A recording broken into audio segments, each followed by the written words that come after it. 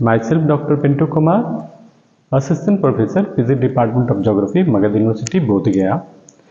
आज मैं विद्यार्थियों एक चीज़ में हमें ये जानना है कि मल्टी रिवर वैली प्रोजेक्ट जो है वो भारत में क्यों और किस तरीके से प्रभाव डालता है। एक्चुअली भारत का अगर हम फिजियोग्राफी की बात करें या लास्ट लेक्चर्स के बारे में हम लोग बात करें तो यह स्पष्ट पता चलता है कि हम लोगों ने देखा कि भारत एक ऐसा देश है जहाँ बहुत से रिवर्स हैं, पेनिनसुलर रिवर्स हैं, हिमालयन रिवर्स हैं, है ना, बहुत से प्लेटूज एरिया से निकल रहे हैं, वेस्टर्न घाट, ईस्टर्न घाट, पूरे एक नेटवर्क है रिवर्स का और जाल।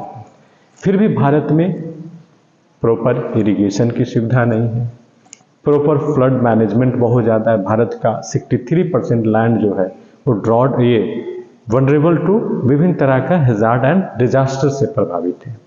आपका पूरे बिहार जो गंजेटिक प्लेन्स है या रिवर्स प्लेन है वो पूरे फ्लड से है। आप बिहार में जानते हैं कि बाढ़ का प्रकोप कितना बड़ा व्यापक रहा। उसी प्रकार से गंगा हो या चाहे ब्रह्मपुत्रा हो या पहले आप दामोदर नदी हो, कोई भी नदी हो, एक फ्लड्स का बहुत बड़ा प्रभाव रहा। तो भारत में एक पूरे आप देखें तो बहुत बड़ा एरेबल लैंड है, एग्रीकल्चर लैंड फॉर्म्स है, लेकिन प्रॉपर इरिगेशन सुविधा ना होने के कारण भी भारत की खाद्यान्न उत्पादन की समस्या है।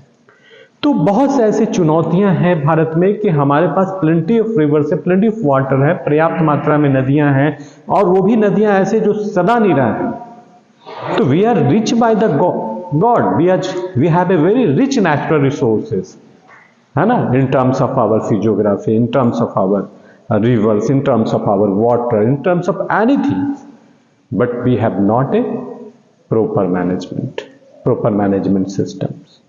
तो ये एक चीजें हो रही थी कि क्यों ना भारत में आज भी, अब जब प्राइम मिनिस्टर अटल बिहारी वाजपेयी थे तो हम लोग सुने थे कि भारत को एक बड़ा पूरे नदियों का नेटवर्क को जोड़कर पूरे देश में इरिगेशन और फैसिलिटी को, जिससे वर्षा का जल के साथ साथ हमारी नदी की जो प्योर जलधारा है वो बिल्कुल प्रभावित ना हो, जो वो नदी की जलधारा से हम ग्राउंड वाटर से लेकर हर एक चीजों को रिचार्ज करें।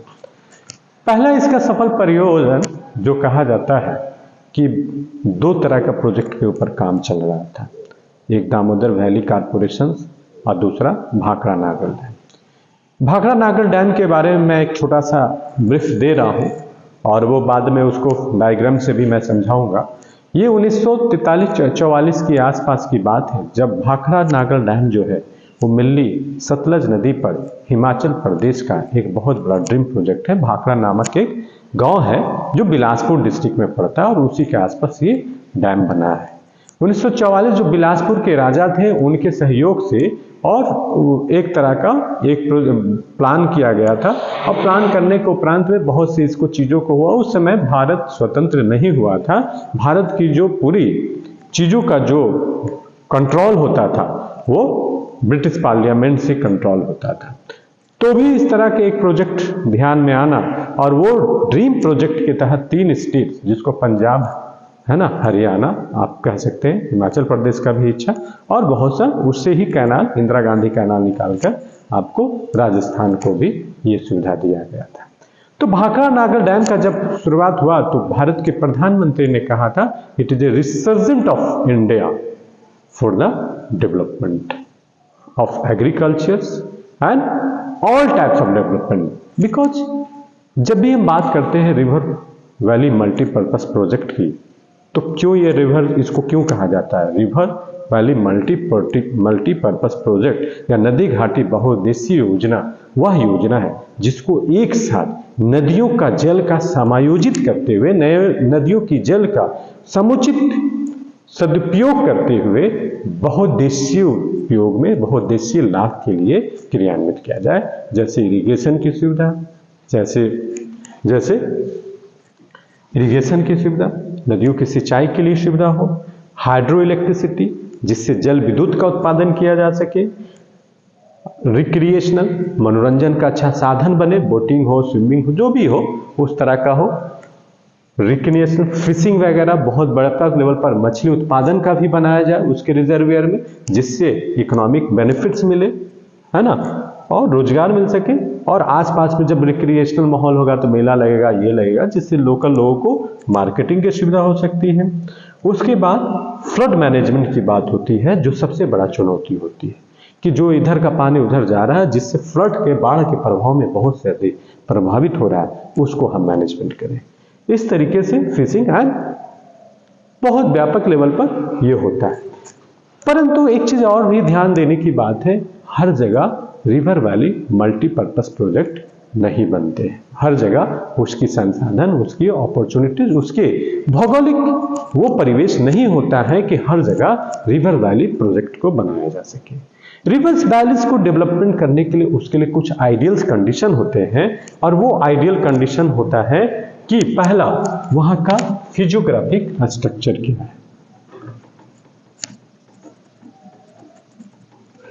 जिस जगह पर रिवर वैली प्रोजेक्ट को स्थापना किया जा रहा है, क्या वहां का सरफेस हार्ड है जो वाटर की कंटेंट की कैपेसिटी को मेंटेन कर सके।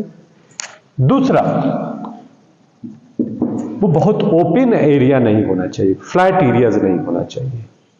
वो ऐसा एरिया होना चाहिए कि 2-3 साइड से बहुत हार्डर स्ट्रॉन्ग या तो माउंटेन्स हो, वैलीज हो, कुछ इस तरह का। इसलिए वैली प्रोजेक्ट कहा जाता है, जिससे वो घिरा हो और एक जो मेन सोर्स ऑफ वाटर हो, वहां पर हम उसको पानी को कंट्रोल कर सके।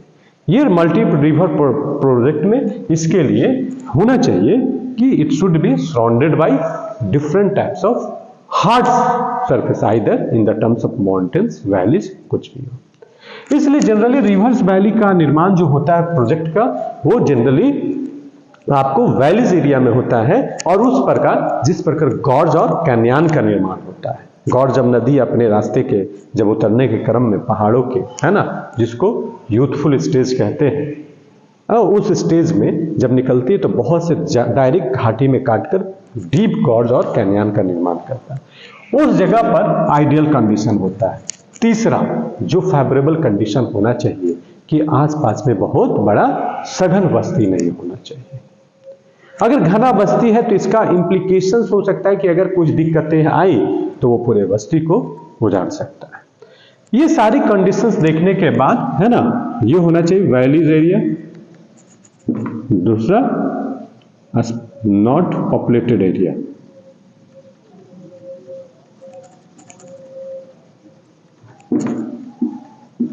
तो ये चीज है, इसलिए रिवर्स वैली प्रोजेक्ट बनाने के पीछे उसका कुछ डिसएडवांटेजेस भी होता है। डिसएडवांटेजेस क्या है? डिस्प्लेसमेंट। बहुत व्यापक लेवल पर वहां पर लोगों को जो उसके प्लानिंग एरियाज में आते हैं उसको डिस्प्लेस किया जाता है। डिफॉरेस्टेशन, जिस घाटी का निर्माण जहां होगा वहां पर व्यापक लेवल पर जब बनाए जाएंगे तो बहुत से प्लांट को काटना पड़ता है। जब प्लांट कटती है तो उसके सामने चुनौतियां क्या क्या आती हैं? नदी के क्षेत्र में, पहाड़ों के क्षेत्र में जब डिफॉरेस्टेशन होगा तो जो प्लांट्स हैं, डिफॉरेस्टेशन है, जो पूरा वृक्ष होते हैं, वो पूरे चट्टानों को बांधे रखते हैं आसपास। इसलिए ये भय रहता है कि उस क्षेत्र में भूस्खलन की मात्रा बढ़ सकती है, क्योंकि नदी की हलचल होगी, वेट पड़ेगा। इसलिए उस क्षेत्र में डिफॉरेस्टेशन होने से, डिफॉरेस्टेशन होगा तो एक तो इकोलॉजिकल डिसबैलेंस होगा ही, दूसरा उससे क्या होगी कि जब मिट्टी जो बांधे रखते, जो चट्टाने बांधे हुए हैं वनस्पतियों से, वो धीरे पूरा बड़ा भूस्खलन होगा। यही वजह है कि उत्तराखंड में देश भर में सबसे ज्यादा 80 लाख मिलियन हेक्टेयर जो भूमि है वो डिस्प्लेसमेंट हो रहे हैं एक डेकेड में। तीसरा, सिल्टेशन, क्योंकि वो पूरा सीधे हर जगह से गाद वगैरह ले आता है, हर जगह से पानी का फ्लो है, मिट्टी है, स्लोपी एरिया है, इसलिए वो तुरंत भरेगा डैम, और भरेगा तो पानी ओवरफ्लो होके कहीं भी जा सकता है। ये इसका डिसएडवांटेजेस है। अर्थक्वेक एंड डिजास्टर्स, ज्यादातर ये सब एरिया जो हैं वो पूरा भूकंप क्षेत्र होते हैं, डिजास्टर्स का एरिया होते हैं, जैसे भाखड़ा नागर डैम वगैरह हिमालयन का क्षेत्र है। हमने पहले भी बताया कि हिमालय अभी क्या है? फॉर्मेशन के स्टेज है। क्यों? यंग माउंटेन है। क्यों? क्योंकि दो प्लेट्स आपस में टकरा रहे, अंगारा लैंड और गोंडवाना लैंड। और इस प्रकार से जब प्लेट्स का जहां पर टकराते हैं तो ये तो मेजर प्लेट है, छोटे छोटे प्लेट्स भी, और जिसके कारण जब उस पर भार पड़ेगा तो भूकंप सबसे बड़ा इंपॉर्टेंट इश्यूज होता है, और कोई भी डिजास्टर्स को वहां प्रमोट कर सकता है। डिजास्टर कोई भी हो सकता है, अगर पूरा चट्टान गिर के गया तो बस्ती में भी उजड़ सकता है, भूस्खलन की हो सकता है, रोड गिर जाते हैं, सड़क गिर जाते हैं, आप देखते हैं बहुत बड़ा बड़ा दवा, अचानक क्लाउड ब्रस्टिंग हो जाता है, जो हिमाचल के एरिया में आप देखते हैं कि बादलों का फटना। तो दिस आर द कॉजेज में which we have to be understand before starting any river valley projects. So engineers, geoscientists and government planners, even the we geographers, what they just wanted to require any information, we just try to be acknowledge all these informations, how to be on the base of what is the geophysics and geographic structure, earthquake and others many problems. So these are what I am going to tell about you कि कोई भी नदी घाटी river जो परियोजना होती है सिर्फ एक लाभ का दृष्टिकोण के साथ साथ अगर आपसे पूछे कि इस नदी भारत में बहुत से नदियों का फेल्यूर कंडीशन रहा तो you have to explain this term. Interview में पूछे, आप यूजीसी नेट के एग्जाम में पूछे, आप लोग पीजी के स्टूडेंट्स हैं, बहुत से चीज़ों जानते हैं, तो ये मास्टर्स के स्टूडेंट्स का लेवल जो होता है वो बहुत ये होना चाहिए. भाखड़ा नागर डैम जब बन रहा था तो मैंने कहा था कि जब वो नदी बन रही थी तो फिर उसने बिलासपुर राजा और ये सब जब गवर्नमेंट का दिया तो 1943, 44, 45 के बाद में तो जब भाखड़ा नागर डैम बनाया गया तो भाखड़ा नागर डैम क्या है, एक कंक्रीट डैम था.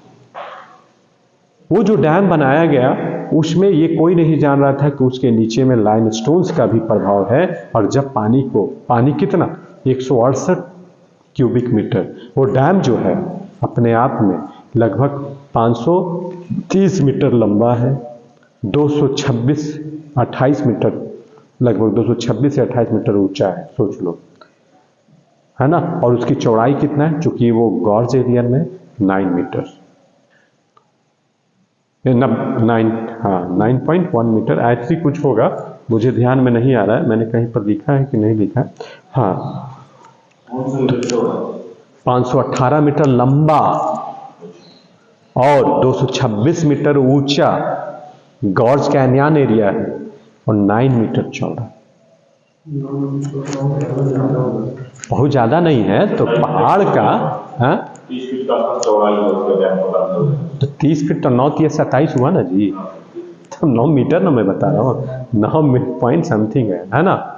9 मीटर का मतलब आप समझ रहे हैं, ये मत समझिए कि ज़्यादा लंबा है, ठीक है जितना लंबा रहे, क्योंकि पहाड़ी एरिया है ना, मैंने बताया कि गॉर्ज एरिया है, लेकिन इसकी लेंथ देख लो कितना दूर तक है.